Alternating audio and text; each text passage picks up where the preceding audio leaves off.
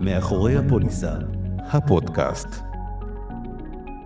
שלום למאזינות ולמאזינים שלנו, ברוכים הבאים לעוד פרק בפודקאסט שלנו, מאחורי הפוליסה, הפודקאסט שיפשט לכם את כל עולם הפנסיה, הביטוח והפיננסים בצורה הכי כלילה, נעימה והכי חשוב, פשוטה.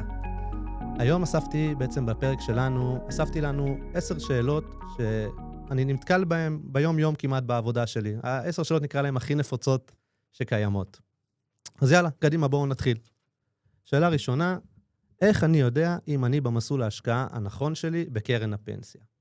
עכשיו, עניין של מסלול השקעה נכון בקרן הפנסיה זה משהו שהוא מאוד מאוד מאוד אינדיבידואלי. למה? זה נכון שאנחנו באים ואומרים שאם אני צעיר אז אני צריך לשים במסלול מנייתי יותר, על מנת שימקסם את הפנסיה שלי בצורה טובה יותר, אבל זה לא בהכרח נכון. כי הרבה פעמים עניין של לשים פנסיה במסלול מנייתי זה עניין של אופי. ואם היום אני נפגש עם מישהו שאני רואה באופי שלו שהוא מפחד, שהוא חושש, שהוא לא בטוח שזה מה שהוא רוצה, גם אם הוא צעיר, לא בהכרח אני אעביר אותו למסלול מנייתי. למה? כי מסלול מנייתי זה נכון שלאורך זמן הוא הולך ועולה, אבל לפעמים גם יש ירידות. וברגע שיש ירידות ואדם נלחץ ומתחיל לעשות שינויים, הוא בעצם מקבע לעצמו את ההפסד ויוצר לעצמו נזק של אלפי שקלים.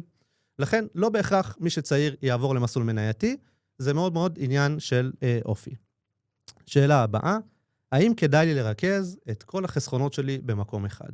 גם פה השאלה הזאת אין לה תשובה חד משמעית. למה? קודם כל, כמובן שאם יש לנו סכום מאוד מאוד גדול של כסף, כדאי לפזר אותו בין 2-3 חברות ביטוח או בתי השקעות. אבל אני תמיד ממליץ ללקוחות שלי, להסתכל על הפיזור כפיזור בגין מסלולים, ולא בהכרח בגין חברות. למה? כי הרבה פעמים יש כל מיני מסלולים שמאוד מאוד מעניינים, שיודעים לייצר תשואות יפהפיות, שנמצאות בבית השקעות אחד ולא נמצאות בבית השקעות אחר, וכנ"ל גם לגבי חברות הביטוח. לכן, אני תמיד מסתכל על פיזור חסכונות לפי מסלול, ולא בהכרח לפי חברת ביטוח או בית השקעות. השאלה הנוספת, שהשאלה הכי רווחת כמעט היום, האם הדמי ניהול שאני משלם הם דמי ניהול טובים או לא טובים? אז חשוב לי להגיד, בעולם הגמל, הפנסיה, וגם קצת בביטוחי מנהלים, התחרות היא תחרות חזקה מאוד, אוקיי? כלומר, השוק הוא מאוד מאוד תחרותי, ותמיד צריך לבדוק מה הדמי ניהול שאנחנו משלמים. אבל גם חשוב להבין שהדמי ניהול זה לא הפקטור העיקרי, אוקיי? יש עוד פקטורים שעליהם אנחנו צריכים להסתכל לפני שאנחנו עוברים לחברת ביטוח כזו או אחרת, ולאו דווקא הדמי ניהול זה מה שיכריע לנו האם אנחנו נעבור או לא נעבור. שאלה נוספת, איך אני משווה נכון בין מסלולי השקעה? אז בעבר באמת היו מסלולי השקעה שהיו כללי, אג"ח, מניות וכו', ולפני פרק זמן מסוים השתנו מסלולי ההשקעה, והפכו להיות מה שאנחנו מכירים היום, המודל הצ'יליאני, עד גיל 50, 50 עד 60 ו-60 ומעלה. מה ההיגיון שעומד מאחורי המסלול הזה? ככל שאני הולך ועולה בגיל שלי, ככה רמת הסיכון הולכת ויורדת. אז חשוב רגע להבין, שאם אני היום משווה בין מסלול שאני נמצא בהגדרה של מסלול כללי, הוא לא בהכרח יהיה זהה לגיל 50 ומטה, או ל-50 עד 60, או מן הסתם גם ל-60 ומעלה. אז חשוב להסתכל חשיפה למניות, חשיפה לאג"ח, האם המסלולים האלה מנוהלים בארץ או שהם מנוהלים בחול, אלה בערך 3 הפרמטרים שצריך להסתכל עליהם, כדי שאנחנו באמת נוכל להשוות ולדעת האם המסלול שאנחנו בוחרים הוא אותו דבר או שהוא שונה בחלק מהמקרים. השאלה הבאה זה, האם כדאי לי למשוך פיצויים כשאני עוזב את מקום העבודה שלי? אז קודם כל התשובה היא לא. לא כדאי למשוך פיצויים, לא כדאי לגעת בפיצויים, זה מקטין לנו את הפנסיה, זה פוגע לנו בהטבות מס עתידיות. חשוב להשאיר את הפיצויים בפנסיה, אלא אם כן יש איזשהו משהו קטסטרופלי ממש שדורש כסף מיידי, בסדר, אפשר לבדוק את זה, אבל שזאת תהיה באמת האופציה האחרונה שיש לכם ביד. שאלה נוספת, מה התהליך שאני צריך לעשות כשאני עוזב את מקום העבודה שלי?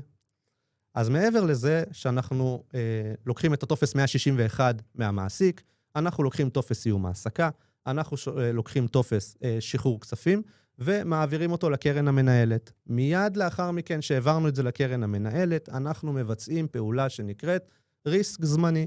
ריסק זמני זה פעולה שבעצם שומרת לנו על הזכויות בקרן הפנסיה, על הרצף הביטוחי, היא מחזיקה עד 24 חודשים מיום העזיבה שלנו, וכדי שאנחנו נגיע למעסיק חדש, אנחנו כבר נגיע עם קרן פנסיה פעילה, וגם לזה יש משמעות, אנחנו נדבר על זה בהרחבה בפרק נוסף. שאלה נוספת, הסוכן המליץ לי לעבור למסלול S&P, האם כדאי לי לעבור או לא כדאי לעבור? אוקיי, קודם כל, ה-S&P לאחרונה, בשנתיים האחרונות, הפך להיות איזשהו טרנד, ככה שסוחף אחריו הרבה אנשים. צריך להבין שהמסלול הזה שהוא S&P, ההגדרה שלו, זה מסלול ברמת סיכון גבוהה מאוד, אוקיי? אני חוזר לאותה שאלה ששאל אותי הבחור, איך אני יכול לבחור מסלול השקעה, והאם כדאי לי ללכת למסלול מנייתי?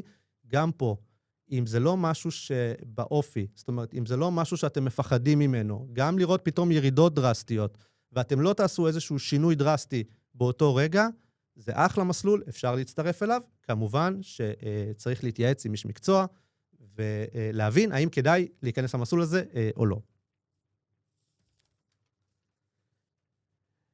שאלה נוספת, איך אני בודק אם יש לי קופות ישנות או כספים אבודים?